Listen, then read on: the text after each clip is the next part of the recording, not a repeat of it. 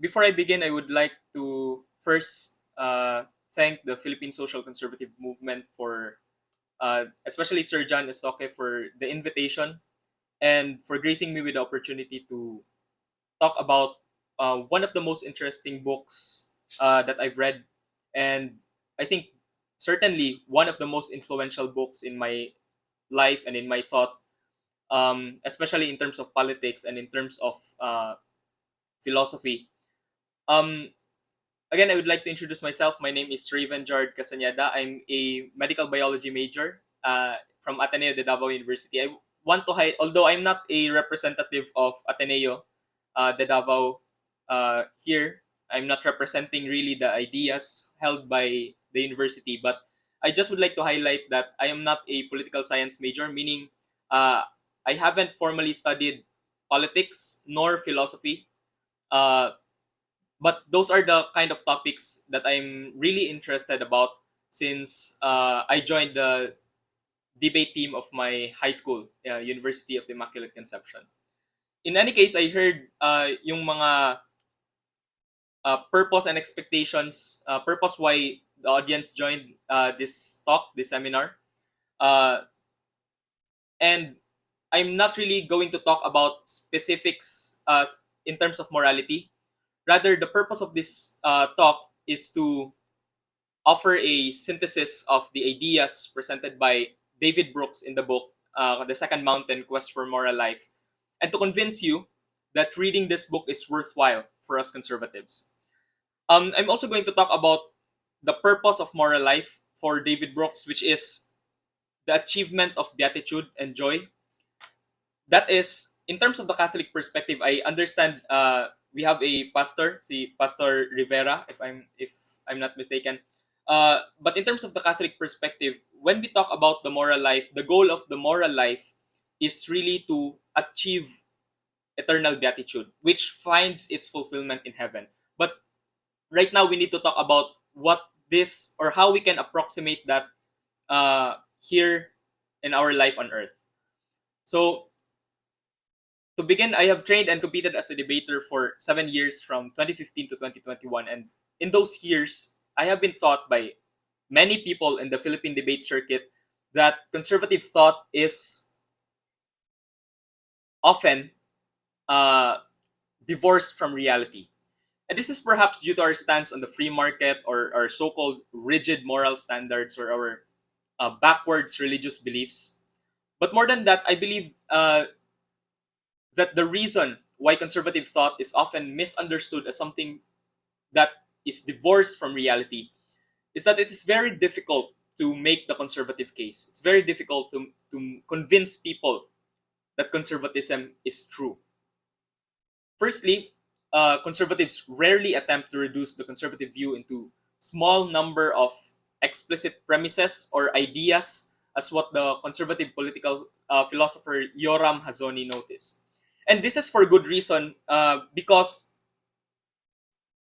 conservatism, unlike what most people think, is really a very flexible uh, idea. It's really a flexible political ideology, meaning that it adapts to certain time, certain culture, and certain place. That is why if we take a look at the different conservatism movement in different places all around the world, we can't see that every one of these conservative movements have the same face, have the same movement. The conservative movement in France is different from Italy's conservative movement, which is also different from Canada, different from Britain, and also different from America. And it's also different here in our country, in the Philippines, because we don't really have explicit premises as to what conservative view or conservative political ideology is or where it comes from. But secondly, when conservatives do make their case, they are often expected to explain every step of the argument, every step of the case more deeply, because Enlightenment liberalism has penetrated our politics and our culture so deeply in the past couple of centuries, and especially in the past few years as progressivism. Because of this, we tend to introduce and reintroduce a lot of concepts, a lot of ideas that people who are habituated, na sanay na sila with the Enlightenment liberal ideas, have a hard time grasping and understanding. And so we are taught, as I was before, that our conservative worldview is outdated, is backwards, and simply divorced from the reality of the modern world. Because again, we do not have those specific ideas that we use to understand the world. We try to really account for the many complexities of our reality, and that is the reason why our case, when we do make the conservative case, is more complicated than the liberal ideas of freedom or of liberty, of perfect and unbounded freedom, for instance, and hyper individuality. In any case, the Enlightenment liberals and the progressives have blinded much of our people from the alternative worldview of conservatism. And even us conservatives have a hard time understanding conservatism because uh, we grew up in a culture that is already so liberal. We know that because if we take a look at the different TV shows, the different the values um, around the social media, or even in the popular culture like music, there's so much liberalism into those kinds of areas. And when we grew up in that particular context, it's very difficult for us to understand the alternative worldview of conservatism. But I believe that David Brooks' The Second Mountain is an antidote to this blindness, to this um, difficulty of understanding the conservative worldview. Not only because of the ideas that Brooks presented there, but also because of his method and his way of organizing his argument in the book. I really think that when we're talking with people with a liberal mindset, the method used by David Brooks in his book is really a useful tool. It's really a useful way of slowly convincing, or at least making the other person understand the conservative case.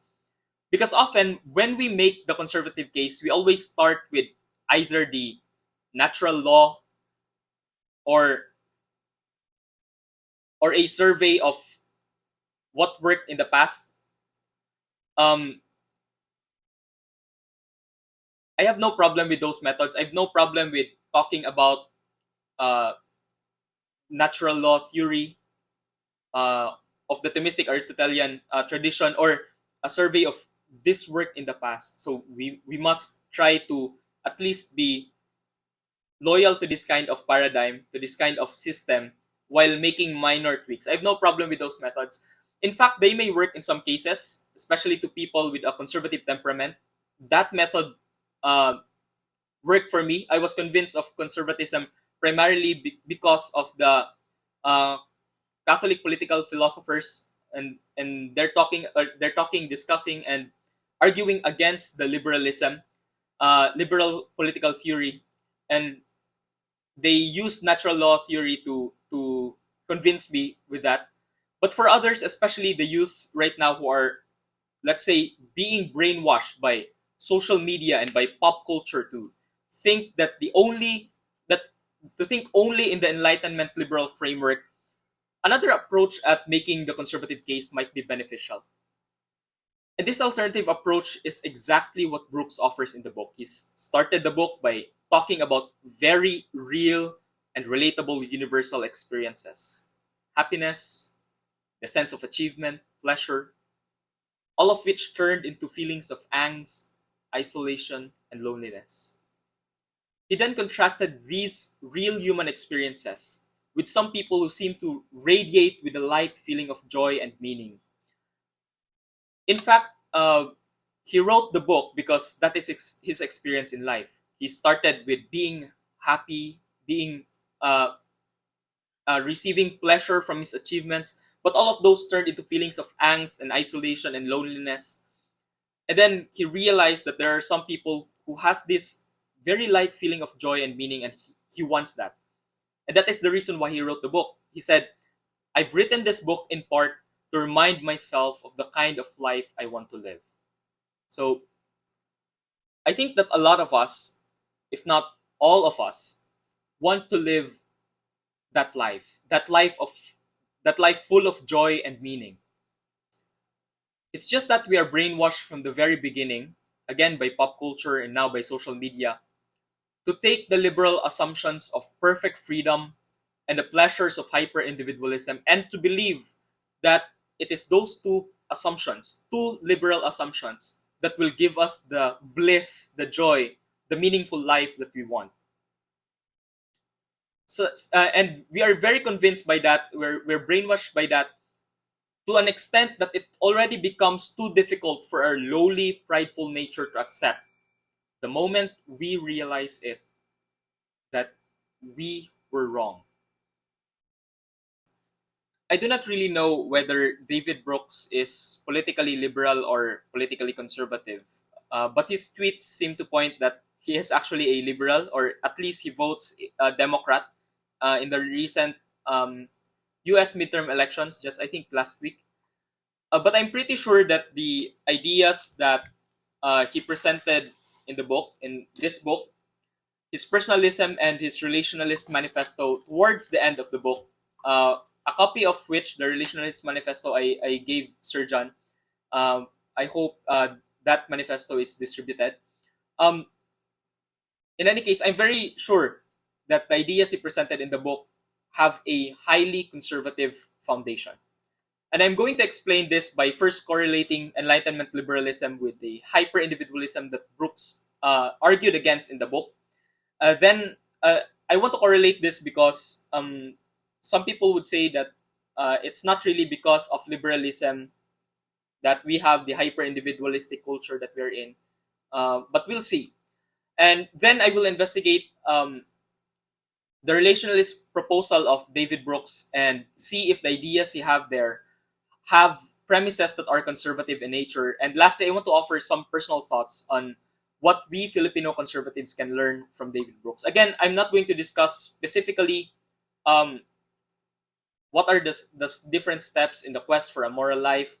Rather, I'm going to give the conservative ideas of David Brooks in the book, which can help us really fight the liberalism in our culture. So let's start with the Enlightenment liberalism and hyper individualism. I think that another reason why Brooks wrote the book is, as he wrote in the introduction, as a response to the current historical moment, end quote. And this historical moment for Brooks is something that he sees as preoccupied with the worship of the self, meaning that the self becomes God. And I think that's why we see rampant relativism, you do you, and I do whatever I want to do, those kinds of stuff. Brooks writes, the rot we see in our politics is caused by a rot in our moral and cultural foundation, in the way we relate to one another, in the way we see ourselves as separable from one another, in the individualistic values that have become the water in which we swim. Our society has become a conspiracy against joy. It has put too much emphasis on the individuating part of our consciousness, individual reason, and too little emphasis on the bonding parts of our consciousness, the heart and soul, end quote. So the culprit for Brooks, the reason for the rot we see in our politics, is the hyper-individualistic culture we are in. And I'm going to explain why this hyper-individualism is rooted in the premises of Enlightenment liberalism on two levels. First, the premises and sources of Enlightenment liberal thought is what formed the hyper-individualistic culture in the first place. And second, if we look at the assumptions and ideas of hyper-individualism, these are the same assumptions and ideas that the liberals of today hold. This means that if the idea that hyper-individualism is the byproduct of Enlightenment liberal thought is true, then we would see that it is the liberals, not the conservatives, who will experience more the effect of hyper-individualism. So, what are the assumptions of the culture of hyper individualism according to David Brooks? There are five that he identified. The first one is the buffered self, and then the God within. These are the kind of name tags that he used for the five that he identified. The third one is the privatization of meaning, then the dream of total freedom, and lastly, the centrality of accomplishment. So, what we're going to do right now is to read an excerpt from the book that talks about each of these five assumptions. So David Brooks comments first in terms of the buffered self. He said, the autonomous individual is the fundamental unit of society. We hear this over and over in our Araling Panlipunan classes, right? A community is a collection of individuals who are making their own choices about how to live. And the best social arrangement guarantees the widest possible freedom for individual choice. The central principle is no harm, no foul. Each individual has the right to live in any way he or she pleases, as long as they don't interfere with other people's rights to live as they please. The ideal society is one in which people live unencumbered but together, each doing their own thing. End quote. So, in terms of the buffered self, what Brooks really wants to talk about is the division between and among individuals living in proximity to one another, meaning that they really don't care about what's happening in another person's life. And although to some extent that is a good thing, but really when we come down to hard, difficult times, not caring about your neighbor is really the wrong strategy to go. But that's what we see in a hyper-individualistic culture. The second that he identified is the God within. So for Brooks, this means that the goal of life is to climb Maslow's hierarchy of needs and achieve self-actualization and self-fulfillment. As you make your own personal journey, you learn to better express your own unique self. You learn to get in touch with yourself, find yourself, and live in a way that is authentic to who you really are. The ultimate source of authority is found inside, in listening to the authentic voice of the hidden oracle within, in staying true to your feelings, and by not conforming to the standards of the corrupt society outside. And end quote. We see this even recently in the debates about the Soji bill, wherein all of the discussions revolve around what people feel instead of what they are. But that's only because their idea of who they really are depends on their feelings, on the fleeting feelings that they have. That is why we have the gender spectrum. There's not really two genders, but many different genders, and you can't really categorize them because it changes from time to time. And there's a multiplicity of genders. So, in any case, when they listen to their feelings, what they really hear is their authentic self. And that's the ultimate source of authority for them. You can't argue with them in terms of what they feel. Third, the privatization of meaning. It's a mistake to simply accept the received ideas of the world around you. You have to come up with your own values, your own worldview. As Justice Anthony Kennedy put it in a famous Supreme Court decision, quote, "At the heart of liberty is the right to define one's own concept of existence, of meaning, of the universe, and of the mystery of human life," end quote. It's not the job of schools or neighborhoods or even parents to create a shared moral order. It's something that you do on your own. And who are you to judge if another person's moral order is better or worse than any others? This famous Supreme Court decision, the quote from Justice Anthony Kennedy, is really a popular quote, especially in the pro-life movement, because pro-choice, pro-abortion groups use this to argue for abortion, legally argue for abortion. Because Anthony Kennedy said that a person has the right to define his own concept of existence, of meaning, of universe, of the mystery of human life, then that leads to the argument that they have the right to abort their child. They have the right to kill their child. So that this particular characteristic or property of the hyper individualistic culture is something that we really see as very tangible, especially in the United States. The next one is the dream of total freedom. Brooks says, in other cultures, people are formed by and flourish within institutions that precede individual choice: family, ethnic heritage, faith, nation. But these are precisely the sorts of institutions that the culture of individualism eats away at, because they are unchosen and therefore seen as not quite legitimate.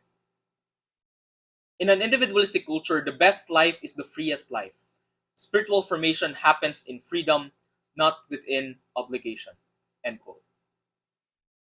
So we see this also in the push for divorce, the push for premarital sex, for instance, or even cohabitation, because the reason why they're pushing that is precisely that they want individual choice. They don't want the traditional family, and I don't really like the term traditional family because for me there is a definition for family, and whatever the left thinks what family means, that's not really what family means.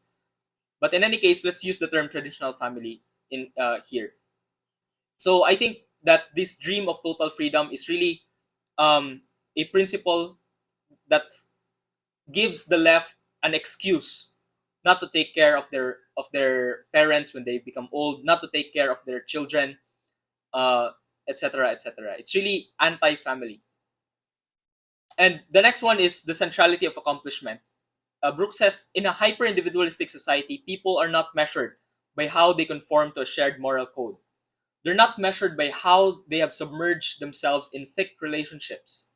They're measured by what they have individually achieved. Status, admiration, and being loved follow personal achievement. Selfishness is accepted because taking care of and promoting the self is the prime mission. It's okay to be self-oriented because in a properly structured society, private selfishness can be harnessed to produce public goods such as economic growth. I really like that last line where Brooks says that private selfishness can be harnessed to produce public goods such as economic growth, because this is the kind of line, ito yung linyahan ni Italian Prime Minister Giorgia Meloni, the recently elected Prime Minister of Italy, Giorgia Meloni, where she talked about if the reason why the family hates the left hates the family, it hates religious identity, it hates sexual identity, is because if you don't have anything to ground your identity upon, then you are the perfect consumer. You are the perfect consumer for the businesses and the big tech to use for profit. And this is the same thing that Brooks is talking about here in the last line. In any case, Brooks said that you can add other ideas to the list, ideas like consumerism, therapeutic mindset, and preference for technology over intimacy. But the point is that these ideas made it more difficult to have a bonded communal life. At the root of all these, again, is the worship of the self. And I think that this is the same worshiping of the self that we find in Enlightenment liberal thought. So yung kanina, we're just discussing what the culture of hyper-individualism looks like. Now we are going to try to connect that with Enlightenment liberal thought. Can we arrive to those conclusions, to those properties, to those realities of the culture of hyper-individualism by looking into the assumptions of the Enlightenment liberal thought? So, Yoram Hazony argues that there are 4 assumptions in the political paradigm of Enlightenment liberals. These are: number 1, all men are perfectly free and equal by nature. Number 2, political obligation arises from the consent of the free individual. Then government exists due to the consent of a large number of individuals, and its only legitimate purpose is to enable these individuals to make use of the freedom that is theirs by nature. And lastly, these premises are universally valid truths which every individual can derive on his own if he only chooses to do so by reasoning about these matters. And if we take a step back from these assumptions, we see that there are two key ideas that are present. Number one, the primacy of the individual, and second, a rationalist epistemology. And these two ideas have been proposed by a single person, René Descartes. And Descartes said that he will doubt, in his famous work, Descartes said that he will doubt everything that he once believed and search for the only thing that he cannot doubt. And his ultimate conclusion, his ultimate answer to that doubt is his cogito. I think, therefore I am. He can doubt the existence of everything and everyone except for his own because, again, he is thinking. And he knows that he is thinking. From this, Descartes attempted to deduce quote-unquote universal truths that can only be known by deductions. And because the only thing that he cannot doubt is himself, then, as Brooks commented about hyper-individualists, the ultimate source of authority is found within. Since the only thing that he cannot doubt is himself, then it is himself that is the source of authority. And if men simply choose to think rationally, they can arrive to the same conclusion. This is called rationalist epistemology, or a rationalist theory of knowledge. It is a theory of what we individuals can know about the world. And this theory of knowledge is adopted by the Enlightenment liberal thinkers. Note that this rationalist epistemology leaves almost no room for a reference to experience, to history, because the point of Descartes is that we cannot trust our senses. And if we cannot trust our senses, then there's no point in looking at history.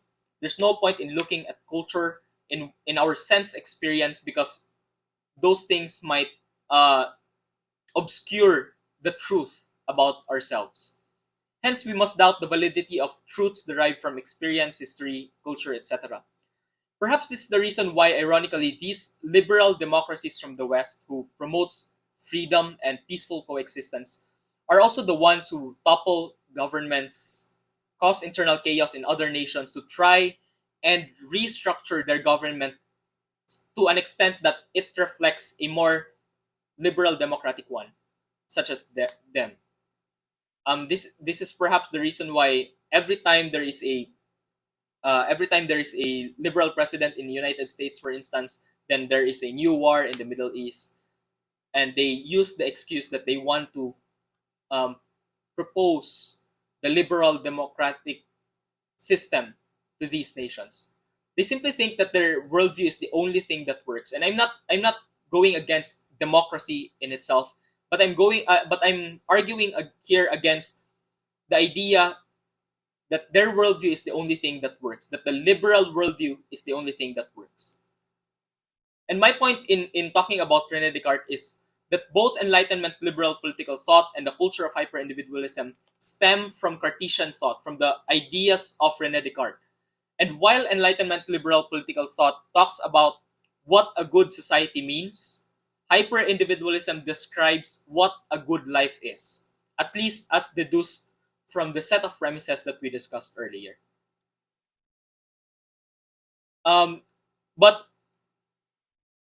So we already connected the principles of hyper-individualism and the premises of Enlightenment liberal political thought.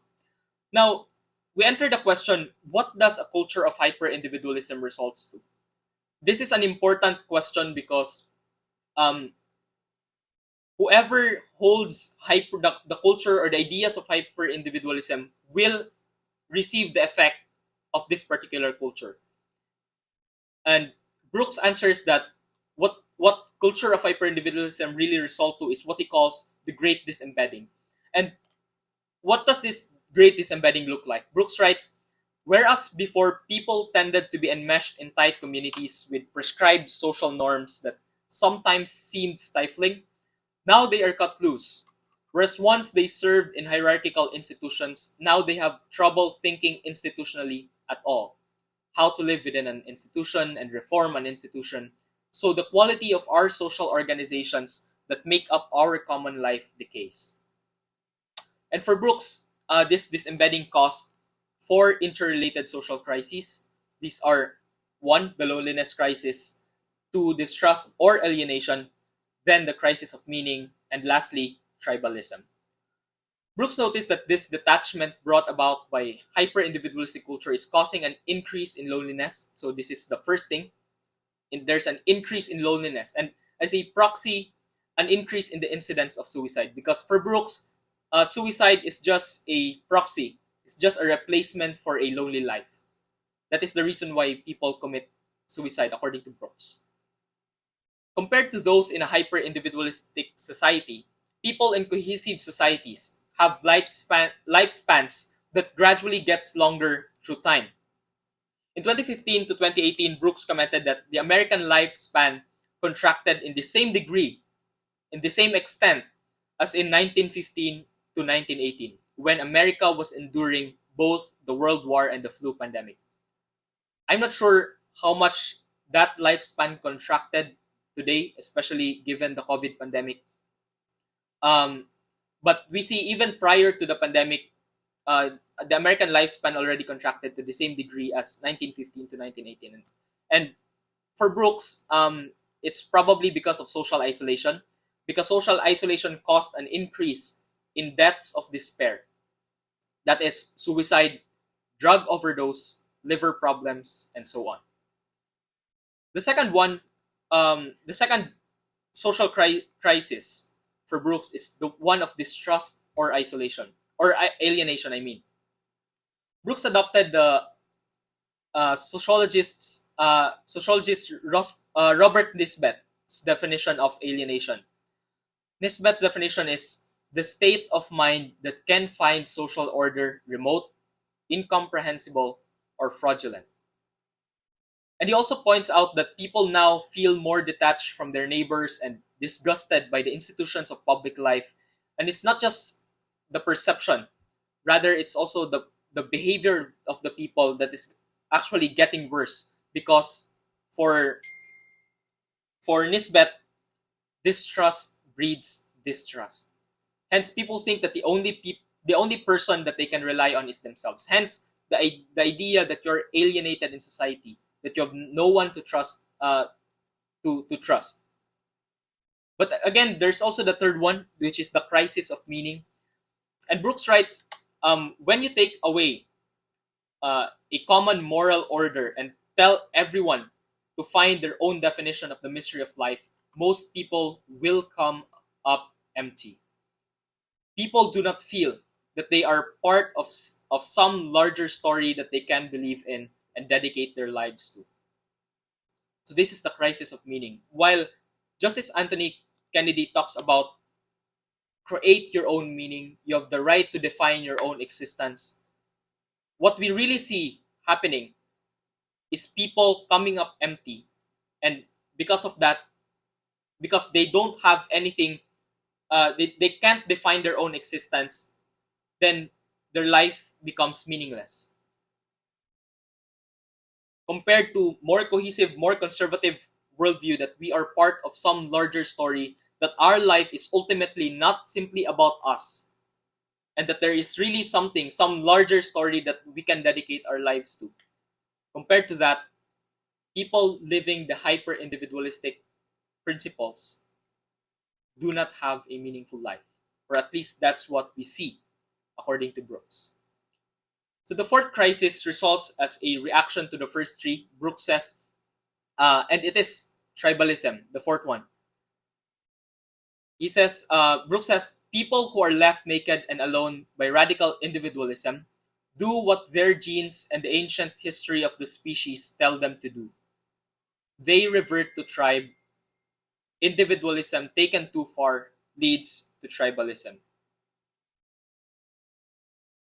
And then Brooks proceeded to citing Hannah Arendt's Origins of Totalitarianism, where Arendt argues that there are two things that you will see in political fanatics.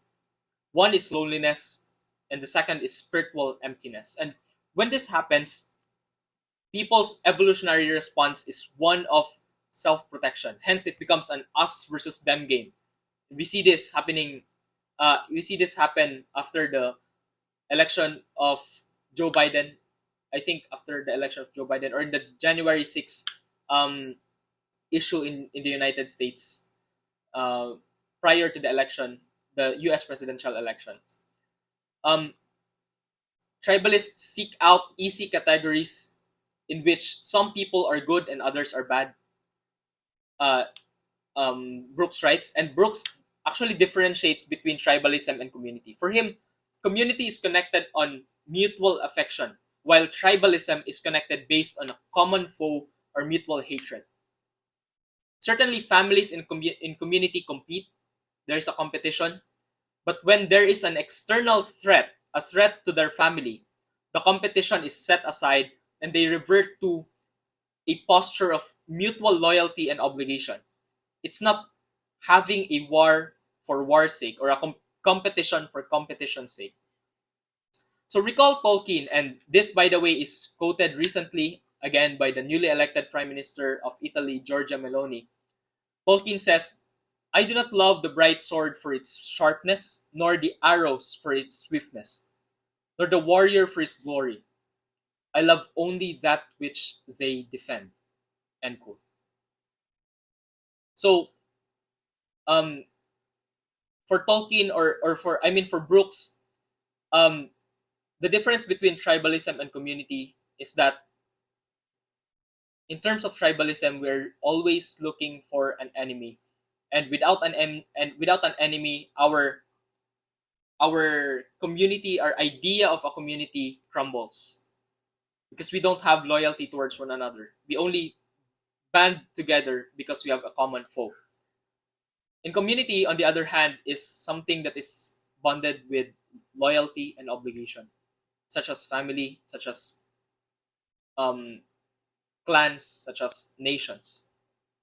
And I mentioned earlier that if it is true that hyper-individualism is the byproduct of Enlightenment liberal thought, then we would see that the liberals will experience the effect of hyper-individualism more. And so this now leads us to the question, is this the case? Do liberals experience the effects of hyper-individualism, which we described earlier, more? So to answer that question, we look into Brad Wilcox. Back in October, Brad Wilcox wrote an article for Unheard titled, Why Are Liberals Less Happy Than Conservatives? In the article, he pointed out that liberals are about 15 percentage points less likely to be completely satisfied with their lives. Also, liberals are about 18 percentage points less likely to be completely satisfied with their mental health than conservatives. End quote. He then proceeds to explaining the biggest factor for the difference. Wilcox says, too many liberals have embraced the false narrative that the path to happiness runs counter to marriage and family life, not towards it. The challenge for progressives is to understand and appreciate that the secret to happiness for most men and women involves marriage and a life based around the family. And I agree with Wilcox, and I think Brooks certainly will agree with him too. But Brooks takes a step further than Wilcox. What does he propose? He says, it's not enough to work on your own weakness. The whole cultural paradigm has to shift from the mindset of hyper-individualism to the relational mindset of the second mountain. And so that leads us to the proposal, to explaining or describing what the proposal of Brooks really is. In the book, we would see that at the center of this relational mindset is something that most liberals are too scared about: commitment. So, premarital sex, cohabitation, abortion, divorce, a borderless society, anything that comes out of the mouth of the liberals is just an excuse because of their fear of commitment. These are all the issues that I presented, or the issues that I mentioned earlier, are all issues related to the inability or unwillingness of the liberals to commit. Even their whole political worldview is based on this unwillingness. They think that politically there are only two levels: the individuals and then the state, and that the state exists only because of the consent of the masses. This idea of the social contract theory. And this means that if the individuals no longer consents to or no longer commits to a particular state, then they would simply walk away. That's the reason why they want a borderless society. If they don't like it here, then they have and they should be given the right to move elsewhere. And certainly they have the right to travel, but um, the question really is about the idea of nationhood. In any case, this is also why they hate national conservatism. The idea of a nation separate from the state and the individual binds them. The idea of a nation means that the individual is born in a family. The idea that families make up a clan, that clans make up tribes, as Azoni understands the term, not Brooks' idea of tribe, and that tribes make up a nation. And that all of these are held in place by a commitment to loyalty to one another. They hate that. Liberals hate that. Because they think that these levels of society bind the individual. It means that the individual is not perfectly free and equal relative to one another, in contrast to what they believe. The child is not perfectly free to do whatever he wants because the parents have authority over him, at least before the child is at legal age. But Brooks and Wilcox say that it is exactly these commitments, these partial constraints in our freedom that makes us happy, that makes people happy. Why? Azoni explains that it is because while family and nation serve as partial constraints to our freedom, there are also those who will die for you when times get rough. There are also those who will live for you and choose you no matter what. There are also those who will love you and give you sense of ontological rootedness, as the English philosopher Simon May calls it. Family, community, nation. They ground you.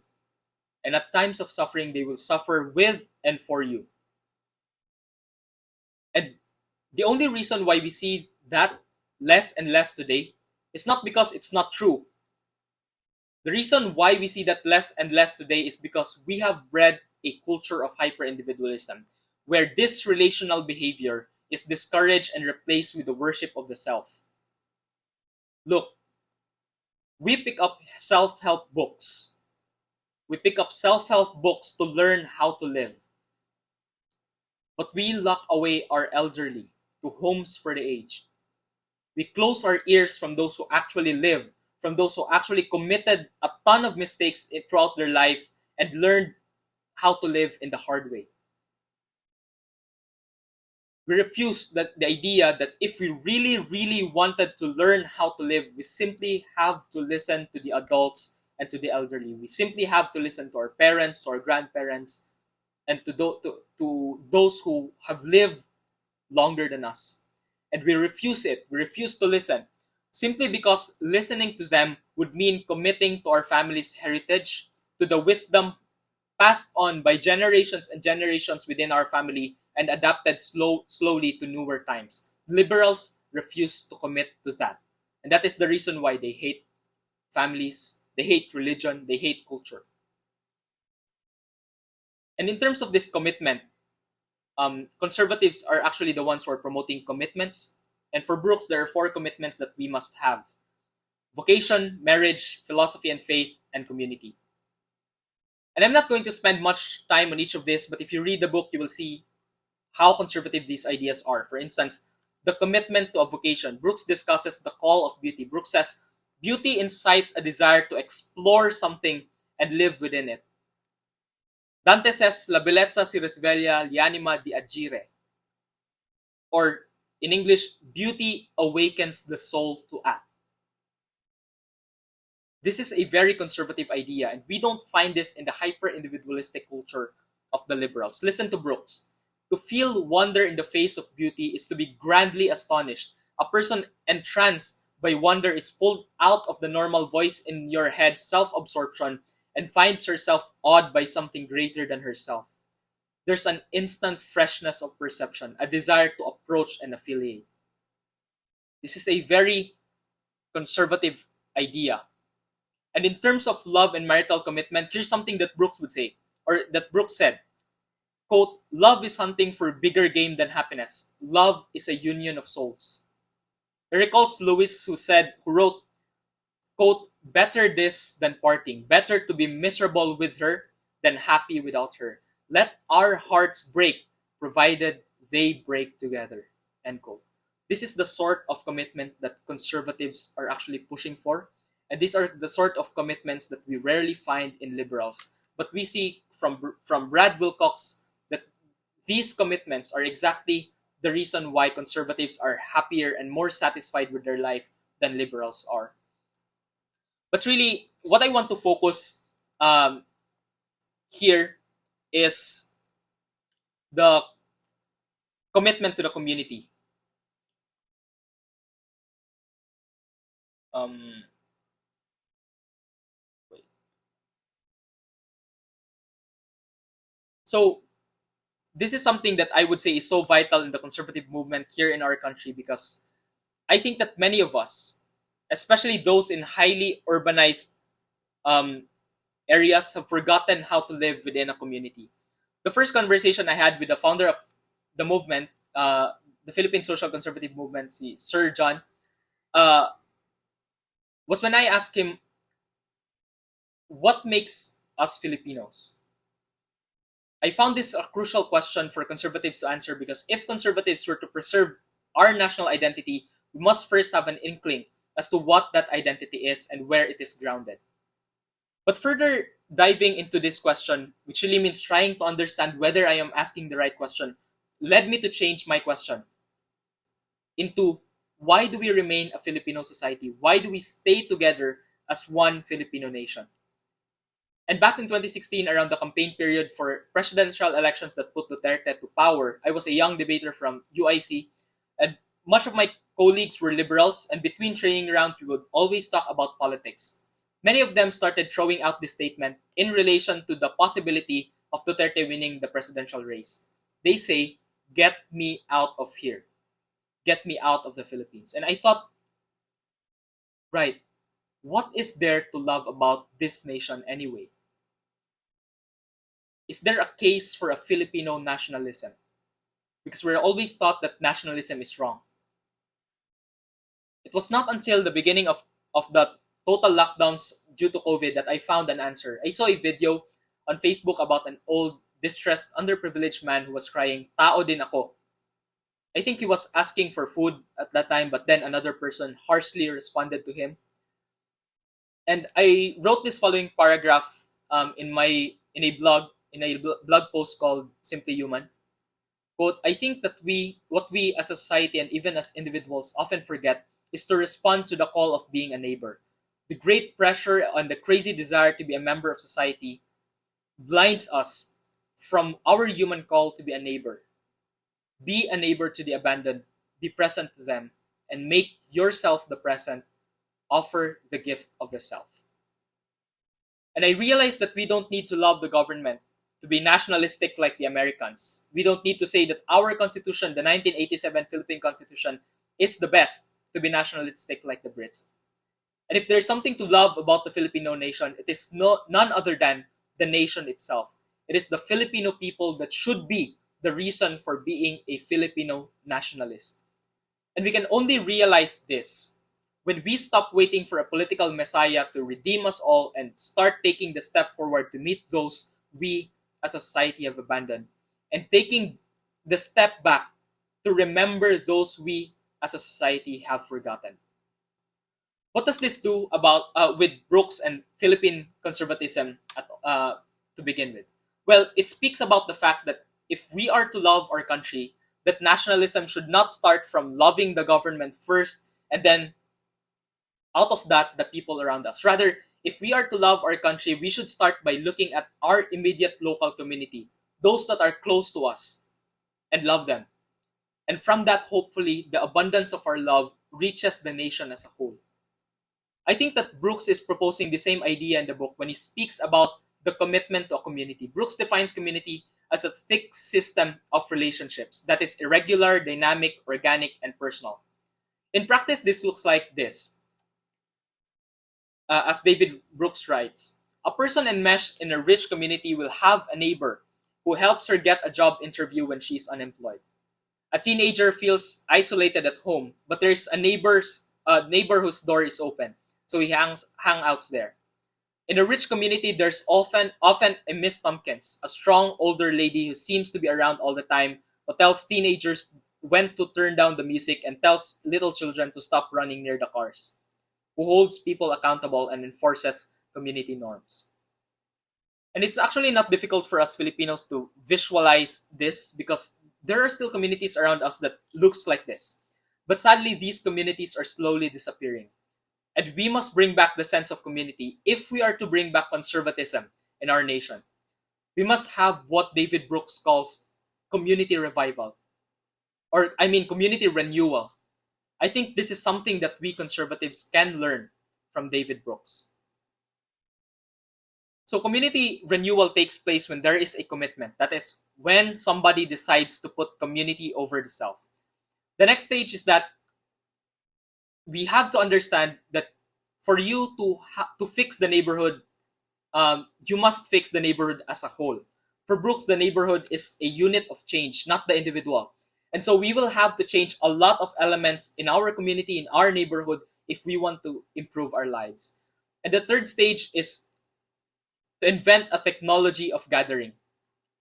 Meaning, you must come up with a method of bringing people together and nudge them toward intimacy and trust.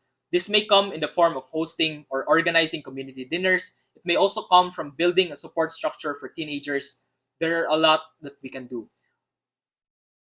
But simply gathering people is not enough, Brooks argues. For him, there must be a combustion, the moment when the substrate of one life touches the substrate of another. When, as people say, afterward, you go deep, end quote. This is an important step because people who come to gatherings will really experience distrust or discomfort at first about meeting new people. And to ease that, Brooks proposes making an opportunity to go deep. This may come in the form of reading groups or watching movies that may relate to people in a deep manner. The important thing is to show that we are willing to put down our defenses and trust the people around us. If by hyper-individualism we breed distrust by distrust, in the proposal of David Brooks, we can breed trust by trust. If you want others to trust us, we must first trust them. That's the idea of David Brooks. And these are great steps, but Brooks would say that it's not enough. Still not enough. We should not stop at telling a personal tale about ourselves. And so the next stage of community renewal is to tell the communal story, a story that links people together. After all, says Brooks, a community is in part a group of people organized around a common story.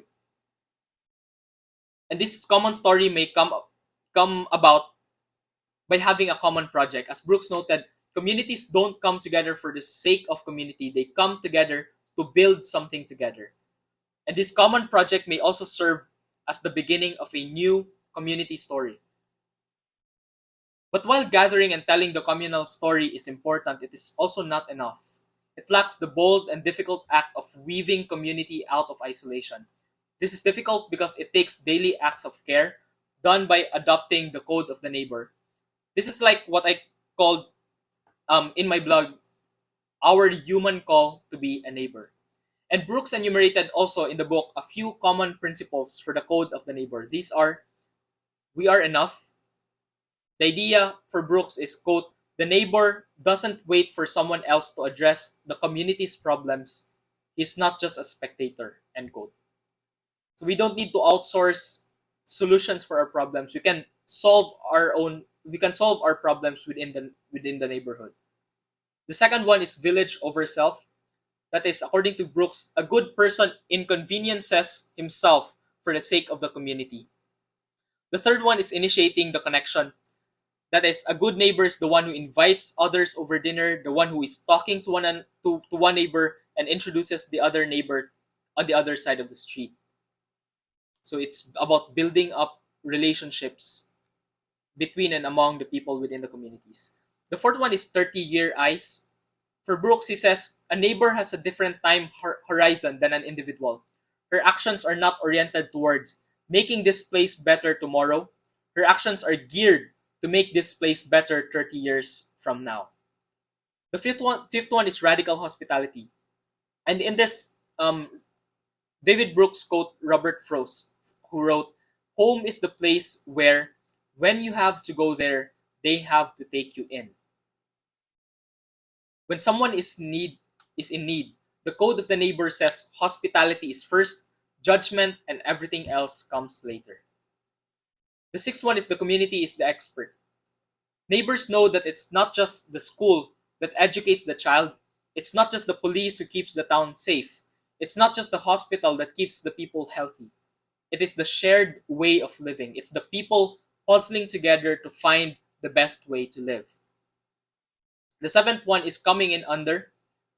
The lesson is that a community leader is often the person doing menial tasks, the supportive person. As George Eliot observed in the famous last sentence of Middlemarch, quote, "The growing good of the world is partly dependent on unhistoric acts, and that things are not so ill with you and me as they might have been, is half owing to the number of who lived faithfully hidden life and rest in unvisited tombs." End quote. The eighth one is the least are the most. Brooks says the communities are defined by the treatment of the least among them, the young, the poor, the disabled, or the very sad. End quote. And lastly, the sin is partly my own. Brooks says that mutual fallibility is one of the glues that hold community together. We understand that we're all weak and selfish some of the time. We often contribute to the problems we ourselves complain about. But community is a place of pain because it's a place where the truth about one another comes out. But it's also a place of loving through the pain, of disagreement that can be expressed freely, precisely because of the unconditional love. End quote. So these are the different codes of neighbors, and if we are to build the conservative movement, then we must build the conservative movement based on the code of the neighbor. Because conservatism must build locally. But I understand that there is a very tempting inclination for conservatives to build nationally, to build big. Because even though liberals have been losing for the past 3 elections here in the Philippines, 2 of which are presidential elections, and 1 of which is a senatorial election, we haven't really felt a strong conservative presence in the government. Surely we don't have a liberal president for 2 terms now. By Duterte and Marcos, we don't have liberal presidents. But we still do not have a strong conservative presence in the government. And perhaps now the most conservative conservative senators we had, Senators Ping Lacson, Tito Soto, and even Manny Pacquiao, are no longer in the Senate. Senator Robin Padilla, who many conservatives like him for his work on constitutional amendments, is also still pushing for divorce and same-sex marriage. These things are not conservative. So I understand the feeling of urgency and the inclination towards building something big. And I think I read somewhere in Facebook that the Philippine Social Conservative Movement is even calling for a conservative coalition nationally. Someone please confirm that or correct me on that. And if that is true, I really applaud that effort. But let's not forget that the conservative must build locally. We must build around our own proximities. And the change will come from the ground up, not top down, meaning it does not come from the government, it comes from us. And most importantly, though laws are indeed important, and right now there's a strong push for progressive laws like SOGI, the change will not come from the law. It will not come from the law. Let's listen to Brooks when he says in the Relationalist Manifesto, "The revolution will be moral or it will not be at all." Meaning, the only thing that can cause revolution is a moral revolution. Without a moral revolution, there will never be a revolution. And so, but I understand that it seems as though right now we are losing the battle for the soul of our nation. The left has gone too far left. And much of the right are libertarians. They're not really conservatives. Sometimes it seems as though we have already lost the battle. The left has captured the media, the education system, and moral ecology of our youth. But our ancestors did not fight for a nation before, just so we can abandon it today.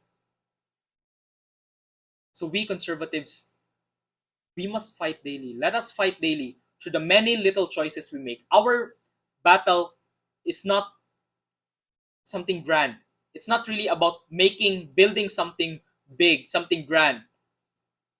It's really about the little choices we make day by day, because our fight is a moral fight. Our revolution is a moral revolution. And we must fight daily. We conservatives must fight daily, because God, family, nation, these are what's worth fighting for. And for us conservatives, these are the hill to die on. We already gave so much to the left. We already tolerated the left so much. And now they're coming for God, they're coming for family, for our families, they're coming for our nation. And these three things, these are the hill to die on. And yes, it may seem as though we are losing or as though we have already lost, but we need to fight. And I don't know about you, but I want to fight, because I have in me the history of our people.